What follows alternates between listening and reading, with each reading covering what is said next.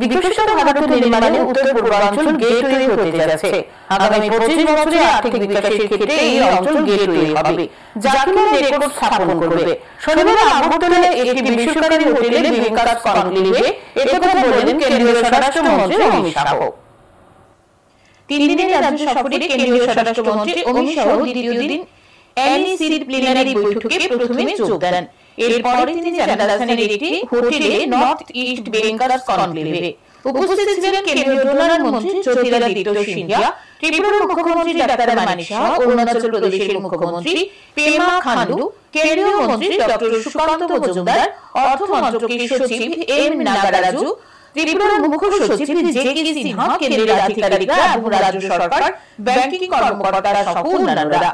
কনক্লেভে আলোচনা করতে গিয়ে অমিত শাহ উত্তর পূর্বাঞ্চলের অর্থনৈতিক অগ্রগতির উপরে কথা বলেন। তিনি বলেন, উত্তর পূর্বের অর্থনৈতিক অগ্রগতি ছাড়া একটি উন্নত ভারত অসম্ভব। বিকশিত ভারত নির্মাণে উত্তর পূর্বাঞ্চল গেটওয়ে হতে যাচ্ছে।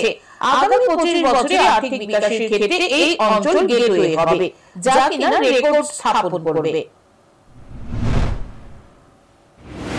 नॉर्थ ईस्ट का विकास हम सबकी राष्ट्रीय जिम्मेदारी है, हमारा दायित्व है।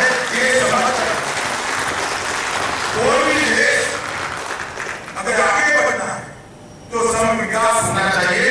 ये मूल सिद्धांत को हमारे बैंकर्स को भी अपनाना है। मेरा आप सबसे अनुरोध, संवेदनापूर्ण अनुरोध कि नॉर्थ ईस्ट में सिर्फ बिजनेस पोटेंशियल और मुनाफे की दृष्टि से मत देखिए, नॉर्थ ईस्ट को रिस्पॉन्सिबिलिटी की दृष्टि से देखिए। आपकी जिम्मेदारी है नॉर्थ ईस्ट को आगे।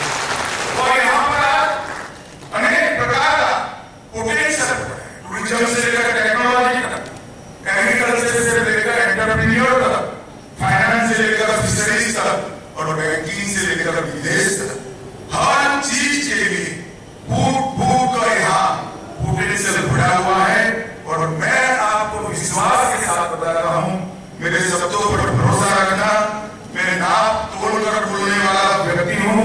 हमारा नॉर्थ ईस्ट विकसित भारत के निर्माण का गेटवे बनने वाला है, क्योंकि यहाँ पर बहुत आने वाले 25 वर्ष में नॉर्थ ईस्ट के वित्तीय समावेशन और आर्थिक विकास दोनों दृष्टि से भारत का गेटवे बनेगा, नए कीर्तिमान रिकॉर्ड स्थापित करेगा। এদিন কেন্দ্রীয় স্বরাষ্ট্রমন্ত্রী অমিত শাহ ভারতের সামগ্রিক উন্নয়নের জন্য উত্তর পূর্ব অঞ্চলের অর্থনৈতিক সমৃদ্ধির গুরুত্ব তুলে ধরেছেন। তিনি আরো বলেন, এই অঞ্চল রপ্তানির গেটওয়ে হতে যাচ্ছে। পরিকাঠামো উন্নয়ন উত্তর পূর্বাঞ্চল রেকর্ড গড়বে।